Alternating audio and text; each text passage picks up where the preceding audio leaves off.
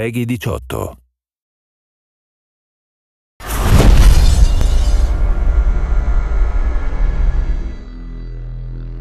Dishonored, for me, first of all, represents adding a new fictional place on the map of important non-existing cities. I draw and I paint, and I was an industrial designer, so technically I was formed to reproduce things that don't exist in a very realistic way. And my tools are mainly light, architecture, and composition. So science fiction cities are my specialty. Industrial designers are again formed and trained to create things that don't exist and to make them appealing. And industrial design in itself is fiction. I specialized in advanced prototypes for non-existing cars, which are absolutely dream objects. And that's why the training is very useful. And historically, people like Sid Mead, who's designed Blade Runner, was an industrial designer, and he had the attention to detail and to craftsmanship to make up a world and make it very believable. So it's a very obvious relationship between science fiction and industrial design. So in Dishonored, you play a supernatural assassin in a steampunk city called Dunwall.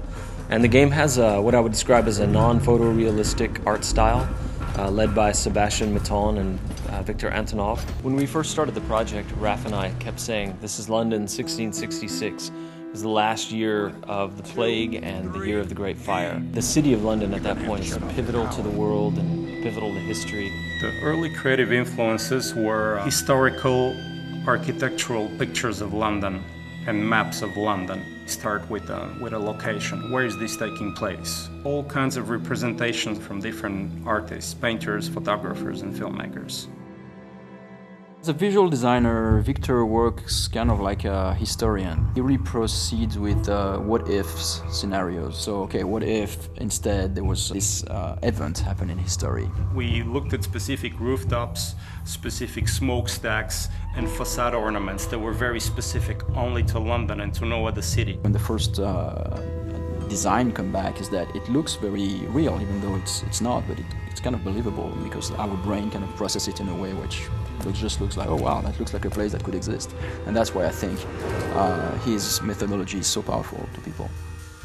Donc on a étudié en gros les fogs, la nuit, la pluie, les skies qui sont très bas en fait et qui pèsent sur l'expérience du joueur. C'était vraiment une approche qu'on avait de ne pas faire un jeu où il fait soleil, très beau.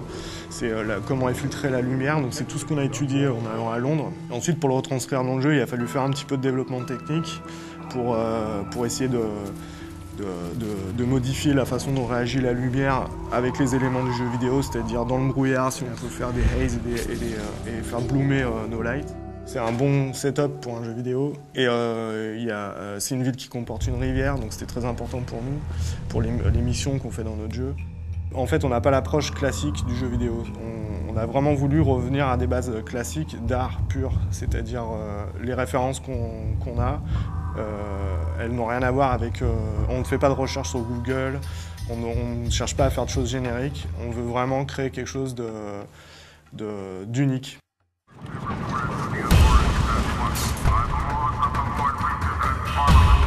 But the more we worked on the game, the more two things began to happen. As Raph and I and the team collaborated with Victor Antonov and Sebastian Mitton, we started moving the game forward and forward in time, and so we eventually got to some sort of 1800s. We also moved further and further away from the real world and eventually just said, okay, this is the city of Dunwall. We were somewhere in this time period where there's a lot of technology, but there's a lot of mechanical technology going on. So we based everything on suspension, steam, and basic fuel.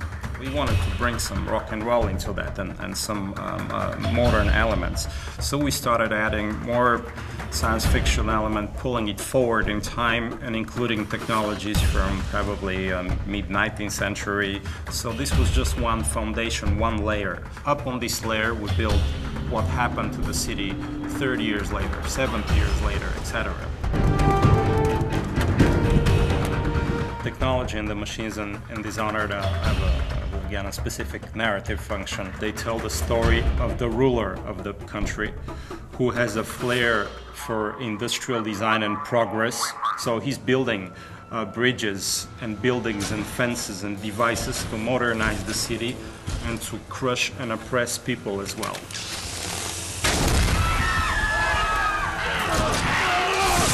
The whaling trade takes off, and there's a brilliant inventor called Sokolov, who's for us a little bit Rasputin, a little bit Da Vinci, a little bit John Dee, and he invents some devices and takes advantage of the volatile whale oil, and then the oppressive government begins to use those devices against the people as a sort of security layer.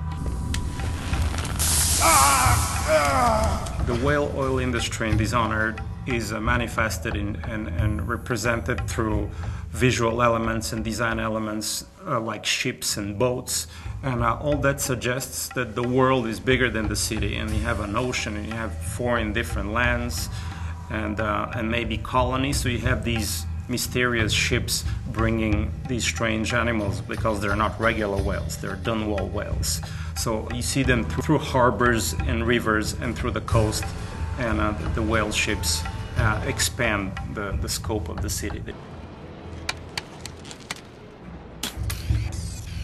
The characters and the character design in Dishonored are no different than the architectural design or the design of the light. We wanted to get into the identity of these characters. We looked into British morphology. How are the eyes set? How's the nose? How's the skin? Play with the grotesque and with the beautiful, and we stylize this into a variety of very real faces that have a backstory and a meaning to them.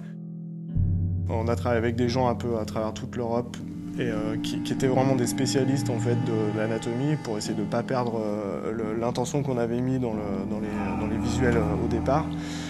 Et on a pris des gens qui étaient spécialisés par exemple dans les silhouettes et dans les vêtements, dans la découpe des plis, la façon dont travaille un jean ou un pantalon. On ne voulait pas justement que ça ressemble à des personnages de jeux vidéo avec des jambes en tube et quelques polygones pour donner de l'effet ou juste des shaders. C'est-à-dire qu'on vraiment travaille la silhouette, c'est-à-dire que nos personnages, on a une approche de loin parce que c'est un jeu de combat, donc on détecte les personnages de loin. Et on a besoin aussi d'avoir un fort caractère quand ils sont très près. Ce qui rend vraiment les personnages de Dishonored uniques, c'est le fait qu'on a voulu les typer dès le début. En fait, on est parti dans cette stylisation.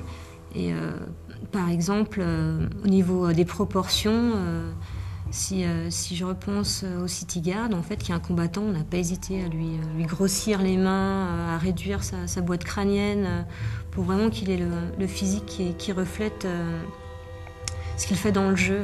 Et à l'opposé, on a par exemple les aristocrates qui sont beaucoup plus élancés, avec des fronts plus hauts, qui sont assez hautains, en fait, qui ont des visages vraiment durs. Ensuite, la deuxième approche, en fait, c'est de les passer en modélisation, en 3D pour le jeu. Et le but, c'est de ne pas perdre l'essence qu'on a dans la peinture, parce que c'était carrément de la peinture qu'on avait, c'était pas juste des croquis.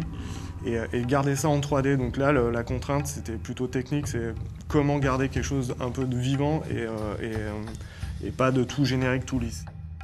En fait, ce travail de stylisation qu'on a réalisé sur nos personnages, on a aussi voulu l'appliquer sur nos animaux. C'est pas des animaux qu'on a l'habitude de voir, ils sont vraiment particuliers.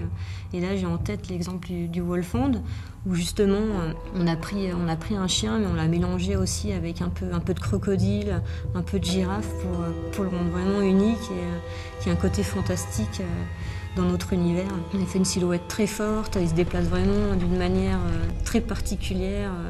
C'est pas un chien qu'on pourrait croiser dans la rue tous les jours.